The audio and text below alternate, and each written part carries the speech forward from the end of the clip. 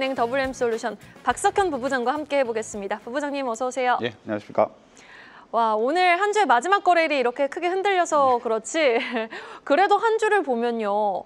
마이너스 1포인트라는 결과여서 확실히 우리 시장 힘이 있구나를 느꼈습니다. 어떠셨어요, 부부장님은? 일단 6주 연속 상승이 오늘 하루 장 후반에 좀 많이 밀리면서 약간의 어떤 하락 반전으로 주간 기준 마감되긴 했지만 전반적인 흐름 자체는 이렇게 나쁜 거라고 볼 수는 없을 것 같고요. 물론 오늘 하루에 좀 낙폭이 좀 커서 이건 자연스러운 조정 과정이라고 말하기는 조금 부족한 측면이 있긴 하지만요. 전반적으로 6주 동안 코스피가 상당히 많이 올랐고 여기에 따른 어떤 매물 소화 과정의 어떤 일환이다라고 볼 수 있을 것 같습니다. 일단 국내 정책 요인이 컸기 때문에 앞으로 이 국내 정책 요인의 현실화 과정, 구체화 과정 이런 것들을 좀 지켜볼 필요성이 있을 것 같고 수급 측면에서는 외국인이 지난주에 한 1조 5천억 원 정도 순매도를 기록을 했는데 오늘 장중까지 계속 큰 폭은 아니지만 2주 연속 순매수를 기록했었는데요. 장 후반에 지금 주가가 좀 많이 빠지면서 외국인은 오히려 이제 순매수로 돌아섰고요. 주간 기준으로도 약간의 소폭의 순매수를 기록을 했기 때문에 수급적인 측면에서 급격한 조정 요인이 발생했다라고 보긴 좀 어려울 것 같고 대외 환경 변화 그리고 오늘 좀 시장에 영향을 미쳤던 미국의 한국에 대한 관세율 조정 결정 이런 부분들이 다음 주에 어떻게 결정이 날지 그리고 이런 부분들이 대외 환경 변화에 따른 글로벌 유동성 위험 선호를 어떻게 변화시킬지 이런 부분들이 좀 중요하지 않을까라고 볼 수 있을 것 같습니다. 자, 이렇게 우리 시장 하락하는 시장에서도 유동성의 저력을 느껴봄직한 시장이라고 좀 표현을 해봐야겠습니다.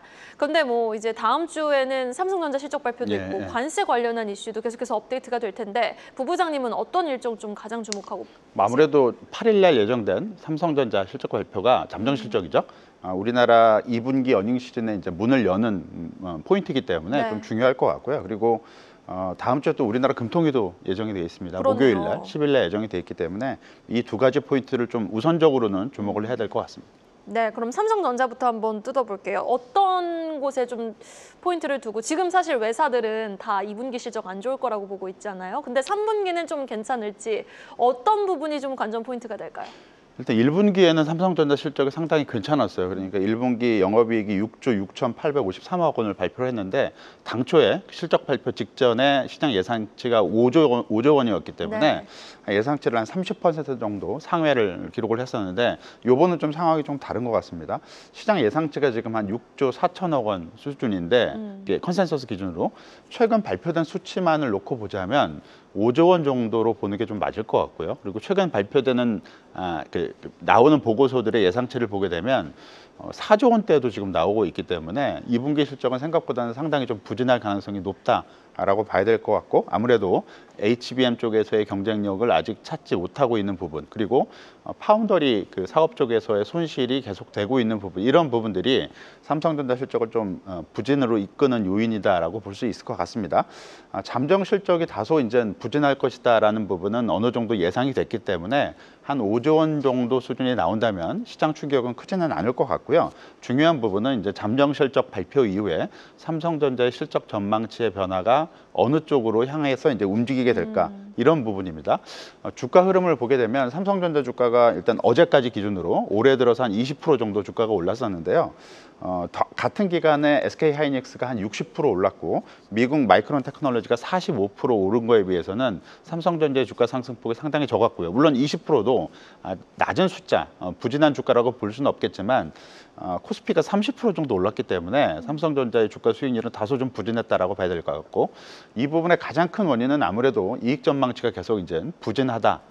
라고 보니까 이런 부분들이 생기는 것 같고요. 따라서 이제 관건은 3분기하고 4분기 실적이 이제 어떻게 될 것인가 관건인데 이 부분도 아직까지는 긍정적이지는 않습니다. 지금 현재 삼성전자의 3분기하고 4분기 영업이익 시장 컨센서스가 9조 1천억 원, 그다음에 8조 9천억 원 정도를 기록을 하고 있는데 이게 4월 말까지만 하더라도 모두 3분기, 4분기 모두 10조 원을 상회할 것으로 예상이 됐었기 때문에 그는 한 2달 동안에 한 10% 이상 하향 조정이 되고 있다라는 거고요. 그리고 같이 이제 볼 수 있는 부분은 그러면 같은 기간 동안에 SK 하이닉스는 이익 전망치 변화가 어떻게 움직였느냐를 놓고 보게 된다면 SK 하이닉스는 지금 3분기, 4분기 전망치가 9조 9천억 원, 10조 4천억 원 정도가 예상이 되고 있기 때문에 와, 10조까지 올라갔어요. 예, 지금? 삼성전자보다 조금 더 높고요. 그리고 이익 전망치 변화가 SK 하이닉스는 오히려 약간의 어떤 상향 조정을 거치고 있는 상황이라서 삼성전자 이익에 대한 어떤 눈높이들이 좀 지속적으로 낮아지고 있고 이게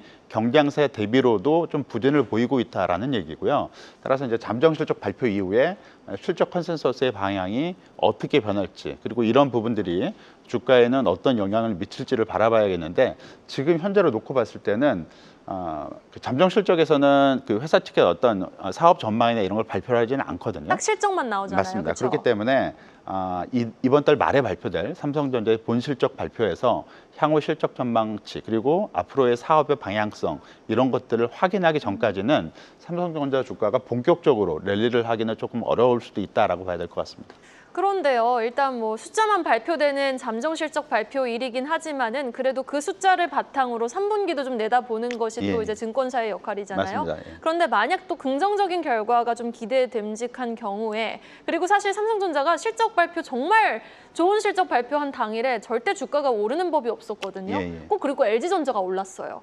그런데 되려 이렇게 실적이 부진한 때는 주가 반응이 다를 수도 있는 거잖아요. 다른 시나리오, 지금 기대치가 워낙 낮아져 있으니까 또 좀 주가 반등이 나올 가능성은 적을까요? 반도체 부분에 있어서의 기대치가 바뀌기는 당장은 좀 어려울 것 당장은 같고요. 힘들다. 그런 거 말고 이제 기대를 해볼 수 있는 부분은 휴대폰 쪽인데 지금 2분기 실적도 휴대폰 쪽은 조금 더 낫지 않았을까라고 이제 기대가 좀 잡히고 있는 것 갤럭시 같고. 언팩 행사가 또 다음 주에 바로 있더라고요. 예, 그리고 이제 관세인데 삼성전자의 그 휴대폰 쪽은 그 베트남에서 많이 생산을 하게 맞아요. 됩니다. 그리고 주목해야 될 부분은 베트남과 미국의 관세 협상 이 20% 그러니까 미국이 베트남에 대해서 상호 관세를 20%로 이제 결정을 하고 발표를 했지 않습니까? 그때 삼성전자 주가가 많이 올랐어요. 그러니까 이 얘기는 삼성전자의 실적을 좌우하는 게 여러 가지가 있는데 그중 하나가 이제 그 휴대폰 쪽이고 그 휴대폰을 많이 생산하는 베트남과의 미국과의 관세 협상이 20%로 발표되면서 실적에 대한 불확실성이 많이 사라진 부분 이런 부분들이 삼성전자 주가를 강세로 이끌었기 때문에 다음 주 예정된 한국에 대한 미국의 상호 관세율 발표 이 부분이 불확실성을 상당 부분 제거해 줄 수 있다면 이런 부분들이 삼성전자에는 조금 다른 업체보다는 다른 기업들보다는 조금 플러스 요인으로 작동할 가능성도 있다라고 봐야 될 것 같습니다. 네, 알겠습니다. 자, 그리고 이제 금통위도 주목을 한다고 하셨는데 일단 금통위에서는 이번에 동결 예상되고 있는 그렇죠? 상황이죠. 뭐 동결이 유력하고요. 뭐 금통위가 지금 퐁당퐁당 금리 인하를 하고 있습니다. 그러니까 1월 그렇더라고요. 뭐 동결, 그다음에 2월 뭐 인하 이런 식으로 왔다 갔다 하고 있는데 이번에는 직전 월에 이제 직전 금통위 때 인하를 했기 때문에 동결이 유력시되고 있고 중요한 거는 이제 시장에서 이제 8월 달 25bp 금리 인하를 예상을 하고 있기 때문에 요번에 발표될 금통위 결과에서 금통위원 6분들의 향후 포워드 가이던스 그러니까 3개월 내에 금리 인하 전망에 대해서 얼마나 많은 분들이 금리 인하 필요성을 제기를 해줄 것인가 이 부분이 이제 포인트가 될 것 같고요.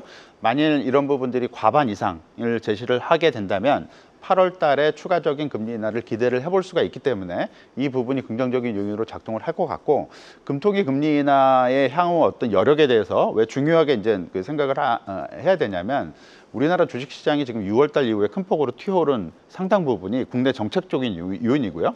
이 정책적인 요인 중에 한 부분을 차지하는 게 한국은행의 통화 완화 이런 부분들이 정책적인 부분의 한 요인을 차지했기 때문에 한국은행 금통위에서 추가적인 금리 인하를 앞으로 할 것인지 이 부분이 상당히 중요하고 이런 부분들이 다음 주 금통위에서 어느 정도 8월 달 추가 금리 인하 여부에 대해서 좀 가닥을 잡아갈 수 있기 때문에 이런 부분들을 좀 관심을 좀 갖고 있어야 될 것 같고요. 그리고 한 가지 더 뭐 포인트를 맞춰야 될 부분은 금통위가 우리나라 금융 여건 또는 뭐 가계부채 이런 것만 그 고려를 하진 않고 연준의 통화정책 기조도 고려를 할 수밖에 없는데 앞으로 발표될 미국의 경제 지표나 이런 것들이 연준의 통화정책 기조의 어떤 변화 가능성을 암시할 가능성이 있고요. 만일 연준이 추가적인 금리 인하에 대해서 다소 어려워지게 된다면 한국과 미국의 금리 차를 고려했을 때 한국은행도 추가 금리 인하에 다소 좀 어려움을 느낄 수가 있기 때문에 한국은행 추가 금리 인하하고 관련해서는 연준의 추가적인 행보 그리고 이런 행보에 영향을 미치게 될 미국의 어떤 지표 발표 이런 것들도 같이 고민을 좀 해볼 필요성은 있을 것 같습니다. 다음 주 미국에서는 좀 주요 지표 어떤 것들이 있죠? 주요 지표 발표들은 크게는 없습니다. 크게는 그래요? 없는데 네. FOMC 회의록이 발표가 됐고요. 그리고 6월달 FOMC 내용이 예상보다는 다소 좀 매파적으로 발표가 됐었기 때문에 회의록 공개에서 실제 연준 위원들을 간에 어떤 얘기들이 오갔는지 뉘앙스를 잘 살펴봐야겠네요. 맞습니다. 그게 이제 매파적일지 또는 비둘기적일지 이런 부분들을 좀 판단을 해봐야 될 것 같습니다. 네, 알겠습니다. 자, 이번 주는 6주 만에 상승세에 제동이 걸렸던 코스피 시장이었지만 그래도 여전히 유동성 장세다라고 저력을 느꼈던 그 하락이 다소 제한적이었던 예. 한 주였는데요. 그런데 사실 다음 주도 우리 시장 오를까요? 라는 질문을 드려보기에는 상승의 동력 또한 부재한 것이 사실인 것 같아요. 그런데 또 뉴스가 어떻게 나올지는 모르는 거니 다음 주 시장 어떻게 전망하세요? 일단 다음 주에 앞에서 말씀드린 포인트가 일단 삼성전자 실적이랑 그다음에 이제 금통위 말씀드렸는데 지금 오늘 우리나라 시장 흐름만 놓고 보게 된다면 주말에 우리나라가 트럼프 대통령의 편지를 받게 될지 네. 그래서 상호관세율이 결정이 될지 이 부분이 실질적으로는 조금 더 중요한 역할을 할 수 있지 않을까라고 볼 수 있을 것 같고요. 지금 우리 정부 측에서도 협상하려고 가셨잖아요. 그렇죠? 맞습니다. 근데 네. 당장 8일 이전에 협상이 되기가 쉽지 않을 수 있다라고 뉘앙스를 풍겼기 때문에 네. 당장 협상 결과가 나오지는 않을 것 같고요. 다만 주목이 되는 부분은 앞에서 말씀드렸듯이 대만과 미국의 상호관세 협상이 20%로 결정이 됐을 때 우리나라 시장에 미치는 임팩트가 그렇게 크지 않았다는 얘기고요. 이 얘기는 상호관세가 우리나라에 적용이 될 상호관세가 지금 현재 일반관세 수준으로 적용이 된 10% 수준보다 높게 결정될 가능성도 충분히 있긴 하지만 오히려 결정이 돼서 불확실성이 사라지게 된다면 시장에 미치는 임팩트가 생각보다는 우려보다는 불확실성 해소 요인으로 작동할 가능성도 있기 때문에 다음 주 어떤 결론 이런 결과를 조금 더 지켜볼 필요성은 있긴 하지만 지나치게 부정적으로 보일 필요성은 없을 것 같고요. 앞에서 말씀해 주신 대로 시장 흐름의 전체적인 흐름은 급등 이후에 매물 소화 과정 그리고 에너지 축적 과정을 거치는 그리고 이게 약간은 길어질 수 있어도 기본적인 성격 자체는 변하지는 않을 것이다라는 쪽으로 생각을 할 필요성은 좀 있을 것 같습니다. 네, 알겠습니다. 여기까지 들어보도록 하겠습니다.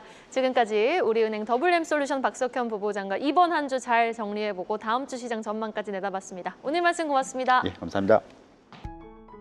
계속해서 다양한 경제 이슈를 알고 싶다면 구독과 좋아요, 알림 설정 부탁드립니다.